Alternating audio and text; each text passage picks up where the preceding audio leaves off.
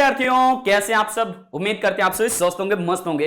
आज हम लोग जानने वाले हैं भारत के पूर्व प्रधानमंत्री, पूर्व वित्त मंत्री और पूर्व आरबीआई गवर्नर और देश के प्रमुख अर्थशास्त्री डॉक्टर मनमोहन सिंह जी की पूरी वो कहानी, जिससे कि देश आगे धीरे धीरे करके बढ़ रहा है और दुनिया के अंदर एक नया पहचान बना रहा है। लेकिन वो कौन सी आर्थिक नीतियां थी, वो कौन से आर्थिक सिद्धांत हैं जो कि अर्थशास्त्र के हैं, लेकिन उन्होंने पूरी तरीके से वो सिद्धांत देश के ऊपर लागू किया और कभी भी देश के हालात से समझौता नहीं किया। हमेशा ये कहते हैं कि हम कभी बातों पर नहीं बल्कि देश के हालातों पर बात करते हैं। तो यहां पर हम लोग चर्चा करने वाले हैं डॉक्टर मनमोहन सिंह जी की, ये किस तरीके से देश में आर्थिक सिद्धांतों को लागू किए, जिससे कि देश में फायदे क्या क्या देखने को मिले। ये सारी चीजें हम लोग एक एक करके देखने वाले हैं और आखिर में समझेंगे ये भी कि क्या कुछ नुकसान भी हुए हैं देश को। तो ये सारी चीजें हम लोग इसी वीडियो के अंदर कवर करने वाले हैं। तो चलिए शुरुआत करते हैं।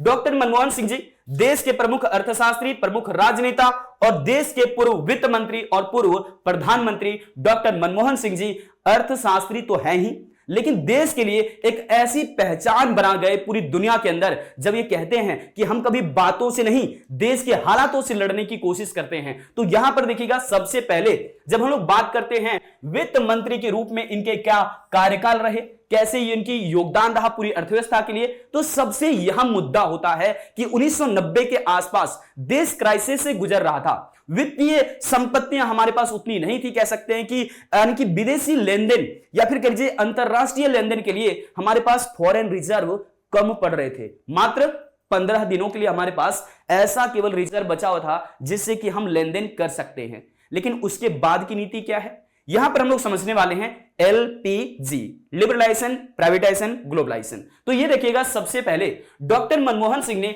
1991 में भारत के वित्त मंत्री के रूप में अपना कार्यभार संभाला।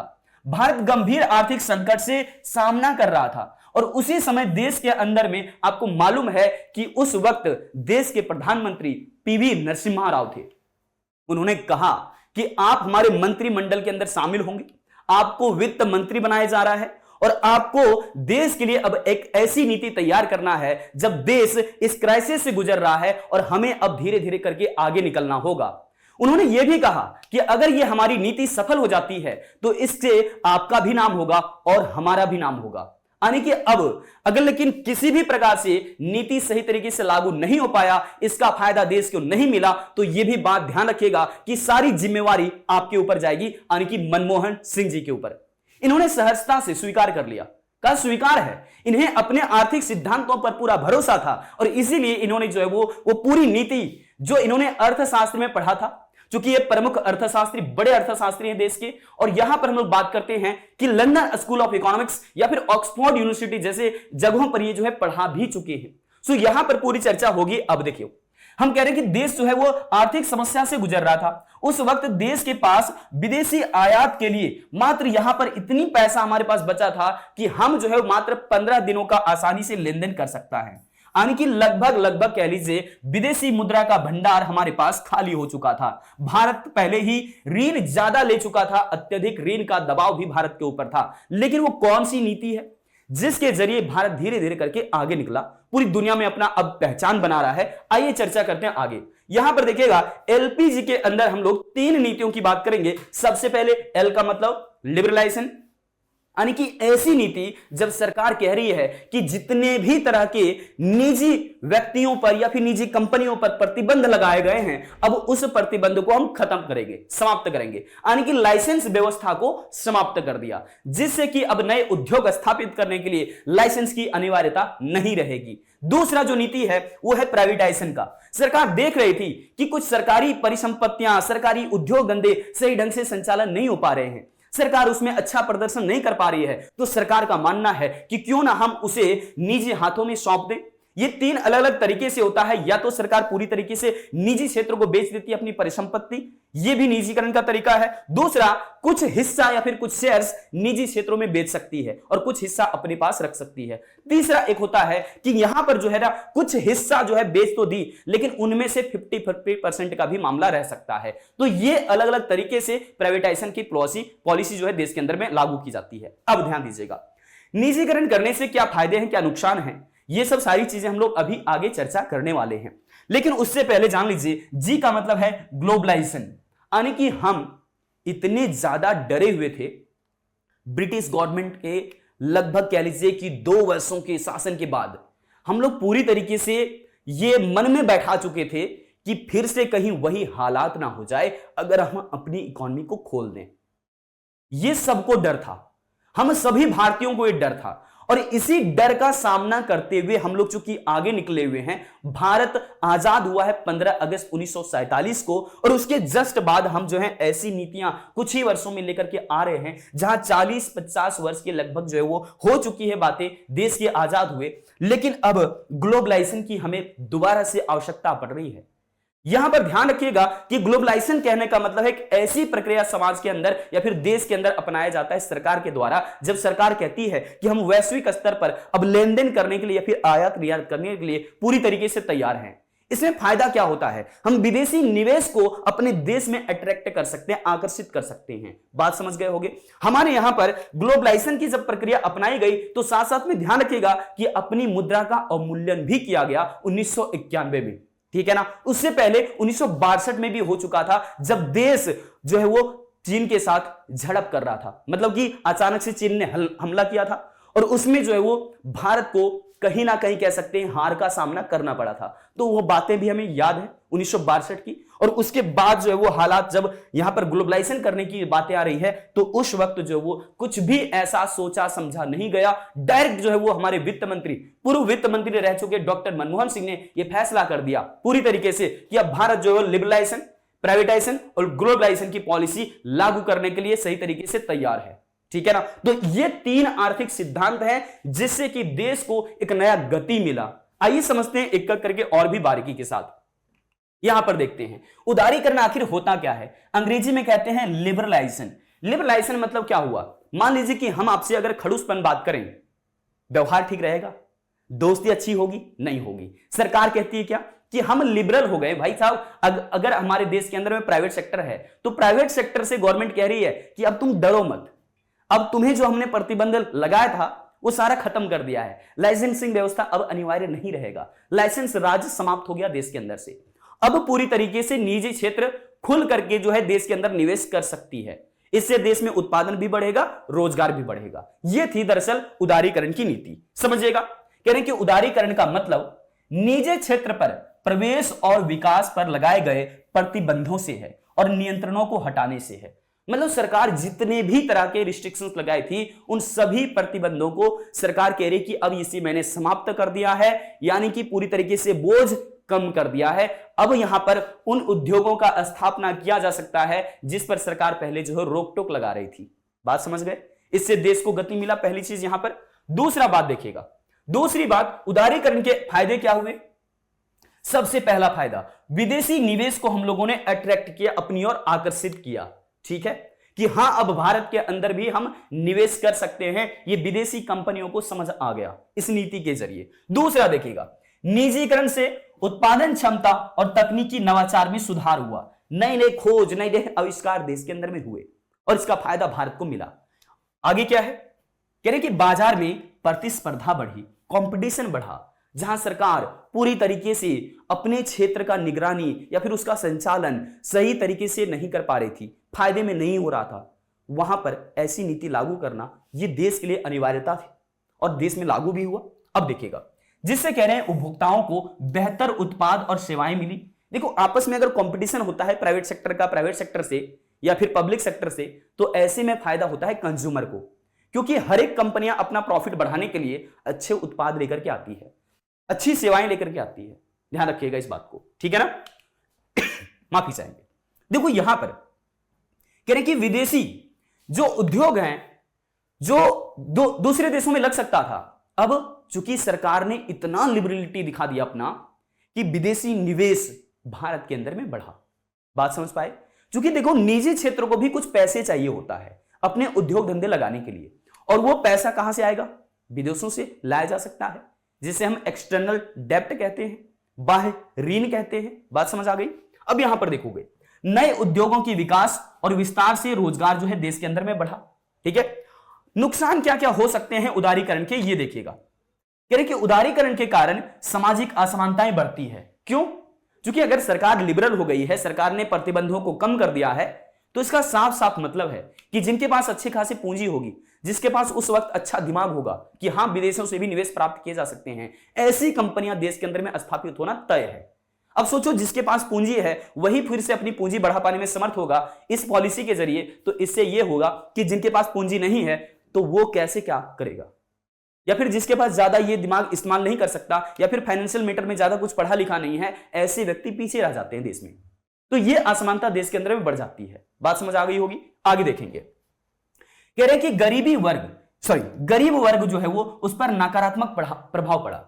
जो गरीब लोग थे, जो आर्थिक रूप से कमजोर लोग थे, वैसे लोग कैसे इसमें तरक्की कर सकते हैं बताइए। अगर सरकार लिबरल भी हो गई है तो उनके पास पूंजी होना चाहिए, तभी उद्योग धंधे लगाए जा सकते हैं उनके द्वारा। लेकिन ऐसे में गरीब वर्ग पर बहुत नेगेटिव असर देखने को मिलता है। बात समझ गए होंगे। आगे चलिए, छोटे और जो स्वदेशी उद्योग हैं, इन्हें बड़े बड़े विदेशी कंपनियों से कंपटीशन करना पड़ता है। अब ऐसे में समझो कि अगर देश में अभी अभी गवर्नमेंट लिबरल ही हुई है और विदेशी कंपनियां पहले से ही जो वो तरक्की कर रही है, तो अब अंतरराष्ट्रीय बाजार अब करने की कोशिश करोगे तो अंतरराष्ट्रीय स्तर पर आपका कंपटीशन भी तो होगा। इंटरनेशनल कंपटीशन को झेलने के लिए आपका जो उद्योग है वो बिल्कुल तैयार होना चाहिए। अभी अभी आप लिबरल हो रहे हैं, तो ऐसी स्थिति में होता क्या है कभी कभार कि अपने ही उद्योग धंधे, जो अपने स्वदेशी उद्योग हैं, उसे विदेशी कंपनियों से या फिर विदेशी जो उद्योग धंधे हैं उससे कंपटीशन करना पड़ता है। तो ये नीति यहां पर जो है कई बार फेल हो सकती है। अगर विदेशी कंपनियों से ज्यादा कंपटीशन करना पड़ा तो हो सकता है कि किसी दिन आप मार्केट से बाहर भी हो जाए, ठीक है ना। क्योंकि विदेशी कंपनियां अपना प्रॉफिट बढ़ाना चाहेगी, आप अपना प्रॉफिट बढ़ाना चाहोगे, आपने अभी अभी काम शुरू किया है और उसने बहुत पहले काम शुरू कर दिया है। ऐसे में जब कंपटीशन होगा तो आप हार जाओगे। तो ये यहां पर नुकसान हो सकता है, यानी कि इस नीति के जरिए। देखोगे आगे क्या है, कह रहे हैं क्या कि कुछ लोग मानते हैं कि विदेशी निवेश जो है वो भारत के अंदर बढ़ेगा। ये तो स्वाभाविक सी चीज है, लेकिन इसमें कहीं ना कहीं पश्चिमीकरण के कारण भारतीय संस्कृति पर जो है प्रतिकूल असर पड़ेगा और भारत के लोग जो है वो यहां पर कहीं ना कहीं पश्चिमी सभ्यता को धीरे धीरे अडेप्ट करने लगते हैं, अपनाने लगते हैं। तो ये देश को नुकसान हो सकता है, ये आप ध्यान रखिएगा। तो ये सारी चीजें आपको दिखा दिया मैंने, क्या फायदे हो सकते हैं, क्या नुकसान हो सकते हैं, और देश में अभी तक ये सारा असर धीरे धीरे करके देखने को मिल ही रहा है। आप खुद से एनालाइज कर सकते हैं, क्योंकि हम आपको बेसिक सा कंसेप्ट दे रहे हैं ताकि आप समझ सकें कि उदारीकरण के क्या फायदे होते हैं, क्या नुकसान होता है, ठीक है ना। और ये पॉलिसी कब लेकर के आया गया है, 1991 में, ठीक है, जब देश को ऐसी नीति की आवश्यकता भी थी और सफलतापूर्वक इसे लागू भी किया गया। चलिए आगे बढ़े। निजीकरण का मतलब क्या है, प्राइवेटाइजेशन, यानी कि देश ने एक ऐसी पॉलिसी को अब एडॉप्ट किया जब अपने ही सरकारी उद्योग सही ढंग से संचालन नहीं हो पा रहे हैं, लॉस में जा रहा है, तो सरकार सोच रही है कि क्यों ना हम अपना परिसंपत्ति जो पब्लिक सेक्टर का है वो प्राइवेट सेक्टर के हाथों में सौंप दें। अब सौंप दिया तुम्हारे हाथों में, है ना, अब तुम्हारा काम है, तुम्हारी जिम्मेवारी है, यानी कि सरकार यहां पर अपनी भूमिका को घटाती है और निजी क्षेत्र की भूमिका को देश में बढ़ाती है। अब निजी क्षेत्र आपस में कंपटीशन करेंगे तो देश को फिर से कह रहे हैं अच्छा उत्पाद मिलेगा, अच्छी सेवाएं मिलेगी, क्योंकि प्राइवेट सेक्टर हमेशा अपने प्रॉफिट को बढ़ाने के लिए अपनी गुणवत्ता को सुधार करने की कोशिश करेंगे, ठीक है ना। तो यहां पर यह मामला समझ आ गया होगा। कह रहे कि सरकार द्वारा जो चलाई जाने वाली कंपनियां हैं या फिर जो भी सेवाएं हैं, जो भी परिसंपत्तियां हैं, अगर ये निजी व्यवसाय को हस्तांतरित कर दिया जाए, सौंप दिया जाए, तो यह प्रक्रिया निजीकरण कहलाता है। यानी कि किसी व्यवसाय को सार्वजनिक क्षेत्र से निजी क्षेत्र में बदलने की जो प्रक्रिया है, आप इसे प्राइवेटाइजेशन या फिर निजीकरण कह सकते हैं, कि सरकार अपनी परिसंपत्ति निजी हाथों में सौंप दे रही है। ये जो प्रोसेस है ये प्राइवेटाइजेशन के नाम से जाना जाता है, ठीक है ना। चलिए आगे बढ़ते हैं। दूसरे तरीके से आप ऐसे भी कह सकते हैं कि सरकारी स्वामित्व वाली कंपनियों, उद्योगों और सेवाओं को निजी क्षेत्र के हाथों में सौंपना निजीकरण कहलाता है, प्राइवेटाइजेशन कहलाता है, ठीक है ना।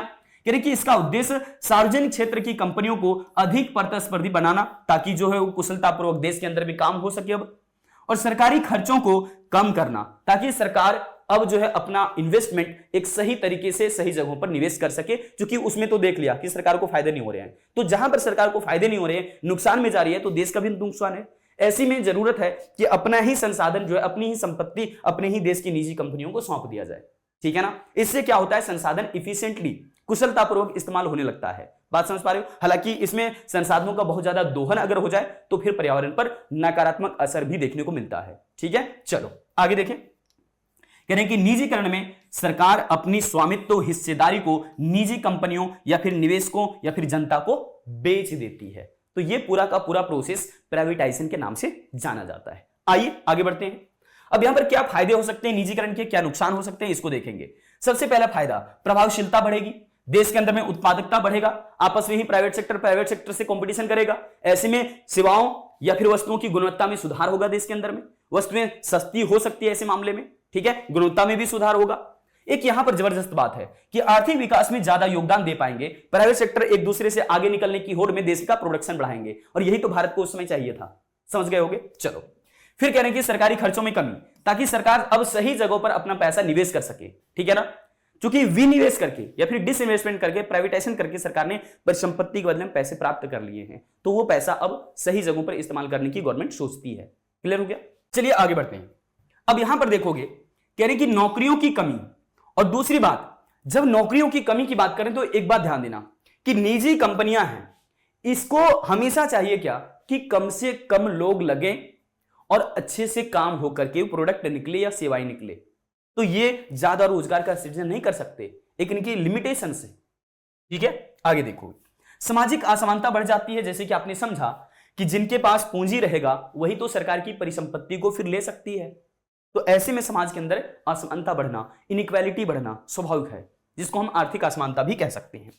विदेशी उद्योगों पर दबाव, यानी कि देखिए, जब आप दूसरे किसी देश को देखेंगे और वो बहुत अच्छे हालात में पहले से ही चल रहा है, वहां के उद्योग धंधे सही ढंग से संचालित हो रहे हैं और अपनी इकोनॉमी को अब ऐसी पॉलिसी के अंदर लाएंगे जब देश को अपना खोलना भी है, आगे देखेंगे, उसकी चर्चा करेंगे।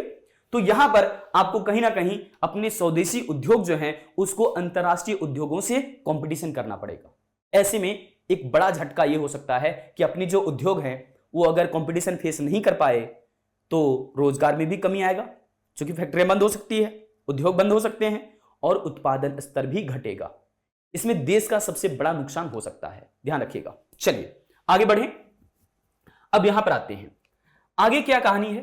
कह रहे कि वैश्वीकरण की नीति अपनाई गई, ग्लोबलाइजेशन किया गया, यानी कि अब हम लोग दूसरे देशों के साथ एक्सपोर्ट इंपोर्ट करने के लिए बिल्कुल तैयार बैठे हैं। क्या हम पहले एक्सपोर्ट इंपोर्ट नहीं कर रहे थे? कर रहे थे भाई साहब।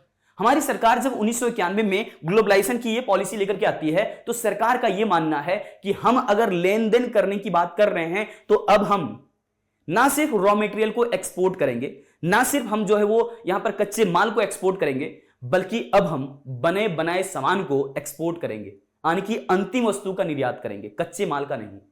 ठीक है, बहुत सह लिया, बहुत हम लोगों ने कच्चे माल की तरह जो है वो अपने देश को इस्तेमाल किया और अपना देश का रॉ मटेरियल दूसरे देश में भेजा और उसका फायदा विकसित देशों को मिला है हमेशा।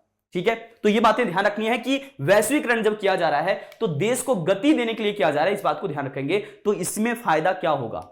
इसमें फायदा यह होगा कि विदेशी कंपनियां हमारे देश में निवेश करने के लिए आकर्षित होगी, सबसे पहला फायदा यह है। दूसरा फायदा, अगर निवेश देश के अंदर में बढ़ेगा तो देश में ही रोजगार का सृजन होगा, उससे देश का उत्पादन भी बढ़ेगा। तो ये चीजें करना ही मकसद था गवर्नमेंट का इस टाइम में। तो कहने विभिन्न देशों के बीच परस्पर संबंध और तीव्र एकीकरण की प्रक्रिया ही वैश्वीकरण कहलाती है। हम दूसरे देशों के साथ अपने देश को लिंक कर रहे हैं, जोड़ रहे हैं, सहयोग की भावना बढ़ेगी इससे। ठीक है, बात ध्यान रखिएगा। कह रहे कि वैश्वीकरण की प्रक्रिया से होता क्या है, इसके परिणाम स्वरूप ही विभिन्न देशों के बीच में अधिक से अधिक वस्तुओं और सेवाओं, निवेश और प्रौद्योगिकी यानी कि तकनीक का आदान प्रदान हो रहा होता है। इस बात को ध्यान देंगे, क्योंकि हम जब लेन देन करते हैं तो हमारे यहाँ पर का जो तकनीक है वो दूसरे देशों में भी जाएगा, दूसरे देश की तकनीक हमारे यहाँ पर आएगा, हम नई नई तकनीक को सीख सकते हैं इसके जरिए। ठीक है ना, तो ये भी अपना अलग ही फायदा है। चलिए यहां पर बढ़े, क्या फायदे हैं, क्या नुकसान है। वैश्वीकरण के फायदे ये हैं कि आर्थिक विकास को गति मिलेगा, क्योंकि निवेश देश के अंदर में बढ़ेगा तो उत्पादन क्षमता बढ़ेगा, रोजगार बढ़ेगा, तो अपने देश को इसमें फायदा हो सकता है। अब इसमें जो सबसे बड़ा फायदा है, क्योंकि हमने कहा था कि भारत के पास मात्र 15 दिनों के लिए ही फॉरेन रिजर्व बचे थे और उसके बाद समझ लो कि हमारे पास पूरी तरीके से देश अपना जो है क्या हो जाता, दिवालिया हो जाता। लेकिन ऐसी स्थिति में देश मजबूत होगा अब वैश्वीकरण के जरिए। क्यों? क्योंकि यहां पर विदेशी निवेश आएगा, इसका मतलब भारत में फॉरेन रिजर्व बढ़ेगा, विदेशी मुद्रा का भंडार बढ़ेगा। समझ पाए इस बात को? चलो, तो सबसे पहला रखता रहूं। दूसरी बात, न्यूनतम तकनीक चूंकि लेन देन हो जाता है तो अपने देश में एक नई तकनीक आ सकती है अगर हम ग्लोबलाइजेशन की नीति अपनाते हैं। ठीक है ना, आगे देखोगे सांस्कृतिक समृद्धि सुधार हो सकता है, दूसरे देशों से जो अच्छी नीतियां हैं उनकी या फिर अच्छी सांस्कृतिक चीजें हैं वो हम एडप्ट कर सकते हैं, अपना सकते हैं ऐसे हालात में। ठीक है ना, बेहतर जीवन स्तर जिया जा सकता है, क्योंकि लोगों को यहां पर रोजगार मिलने शुरू हो जाएंगे विदेशी निवेश बढ़ने से देश में। ठीक है ना। तो विदेशी निवेश बढ़ेगा तो लोगों को रोजगार मिलेगा, जिससे कि लोगों के हालात या फिर जीवन स्तर बढ़ेंगे, उनमें सुधार होगा, ठीक है ना। सबसे आखिरी पॉइंट फायदे के अंदर हम बात कर रहे हैं कि विकसित देशों के लिए जो है वो नए बाजार मिल जाएंगे। विकसित देशों का हमेशा रॉ मटेरियल की जरूरत होती है, उन्हें श्रम की जरूरत होती है, लेबर की जरूरत होती है। अब भारत जो है देखें हमेशा से कृषि प्रधान देश रहा है, यहां के ज्यादातर लोग खेती बाड़ी में लगे रहते हैं, और ऐसे में इनके पास अगर दूसरा मौका ये मिल रहा है कि चलो उद्योगों में तुम लग करके काम कर सकते हो, दूसरे देशों में जाकर के काम कर सकते हो, तो ये कितनी बड़ी अपॉर्चुनिटी हो सकती है आप सोच सकते हैं। लेकिन वहीं पर दूसरे तरीके से देखेंगे तो चूंकि देश के लोग ज्यादा एक्सपर्ट नहीं है, कुशल नहीं है, तो ऐसे में देश के अंदर ट्रेनिंग प्रोग्राम भी चलाए जाना बहुत आवश्यक था, ठीक है ना, ध्यान रखोगे। आगे देखते हैं वैश्वीकरण के नुकसान क्या है। फायदा तो देख लिया, देश को नुकसान क्या होगा अगर हम ग्लोबलाइजेशन कर देते हैं। तो सबसे पहला नुकसान सामाजिक असमानता बढ़ जाएगी। जैसे कि मैंने कहा जिनके पास पूंजी होगी, जिनके पास पैसा होगा, ऐसे लोग तो भरमार हैं, ऐसे लोग तो भरमार हैं, आगे तो बढ़ ही जाएंगे। लेकिन उनका क्या होगा जिनके पास आर्थिक रूप से कभी भी हालात सही नहीं रहे हैं, तो वो लोग पीछे हो जाएंगे, तो सामाजिक असमानता बढ़ जाती है। स्थानीय उद्योगों पर असर पड़ता है। अगर छोटे उद्योग हैं, लघु उद्योग हैं, तो उन उद्योगों को अंतरराष्ट्रीय बाजार का जो माहौल है, जो कंपटीशन है, वो फेस करना पड़ता है। और ऐसे में कई बार क्या होता है कि आप जो है ना थोड़ी सी महंगी बना रहे हैं वस्तुएं। तो हम लोग अभी देखो जनरली अगर भारत में कोई मोबाइल महंगा बन रहा है तो हम क्या करते हैं, चाइना से मंगवा लेते हैं, इंपोर्ट कर लेते हैं। फिर इससे क्या हुआ, जब आप दूसरे देश का सामान खरीदो तो देश का पैसा बाहर गया। बात समझे। ऐसे में होता क्या है, देखो ध्यान से, अगर हम दूसरे देश का सामान खरीदते हैं तो उसे हम कहते हैं इंपोर्ट, आयात करना। और जब भी आप आयात करोगे, दूसरे देश का सामान खरीदोगे, तो देश का पैसा बाहर जाता है, यानी कि आउटफ्लो होता है। तो आप इसको इंपोर्ट वाले वैल्यू को नेगेटिव में लिखोगे। लेकिन जब हम अपना कोई देश का सामान दूसरे देशों में बेचते हैं तो इसको कहते हैं निर्यात, यानी कि एक्सपोर्ट करना। तो वहां से पैसा आएगा, आएगा मींस यहां पर कहेंगे एक्सपोर्ट वैल्यू, ये हमेशा पॉजिटिव में लिखा गया है। तो आप समझो कि एक्सपोर्ट माइनस इंपोर्ट कर देंगे तो इसको हम लोग कहते हैं शुद्ध निर्यात, शुद्ध निर्यात। और ये अगर पॉजिटिव है तो इसका सीधा सीधा मतलब है कि भारत जो है दूसरे देशों में ज्यादा एक्सपोर्ट कर पा रहा है, भारत में विदेशी रिजर्व बढ़ रहे हैं। बात समझ आ गया। फॉरेन एक्सचेंज हमारे पास ज्यादा होगा, ठीक है ना, फॉरेन करेंसी ज्यादा होगी। यहां पर देखोगे तीसरी बात क्या है। अच्छा, इससे एक और फायदा क्या होगा, अगर शुद्ध निर्यात हमारा पॉजिटिव है, इससे एक फायदा यह होगा कि हमारी जो डॉलर, हमारी डॉलर नहीं, हमारी जो भारतीय रुपया है, $1 की कीमत कभी भारत के $1, ठीक है, $1 की जो कीमत है वो भारतीय रुपए में बात करें तो ₹1 हुआ करता था। लेकिन आज के समय में $1 की कीमत ₹84 तक पहुंच गई है। इसके पीछे एक जो जिम्मेवार कारक है वो ये है कि हम कह सकते हैं कि भारत के लोग ज्यादातर दूसरे देशों से एक्सपोर्ट करने पर नहीं बल्कि दूसरे देशों से इंपोर्ट करने पर लगे हैं। अभी भी हमारे देश में ज्यादातर हम दूसरे देशों के सामान पर निर्भर हैं। हम विदेशी सामान खरीदते हैं जिससे देश का पैसा बाहर जाता है, और इसका एक वही वजह है जिसकी वजह से भारतीय रुपया जो है विदेशी या फिर अंतरराष्ट्रीय स्तर पर धीरे धीरे इसका मूल्य घट रहा है। जब जब $1 की कीमत ₹84 से ₹85 होगा तो इसका मतलब है कि भारतीय रुपया कमजोर हो रहा है। बात समझिएगा इस चीज को। चलिए आगे देखेंगे। यहां पर कह रहे हैं कि सांस्कृतिक हानि हो सकती है, क्योंकि अपनी अर्थव्यवस्था को खोल दिया है तो देश के लोग विदेशी या फिर पश्चिमी सभ्यता को अपना सकते हैं। और इससे होगा क्या, हमारे खान पान पर भी असर पड़ेगा, हमारी सांस्कृतिक पर असर पड़ेगा, हमारे पहनावे ओढ़ावे पर भी असर पड़ेगा।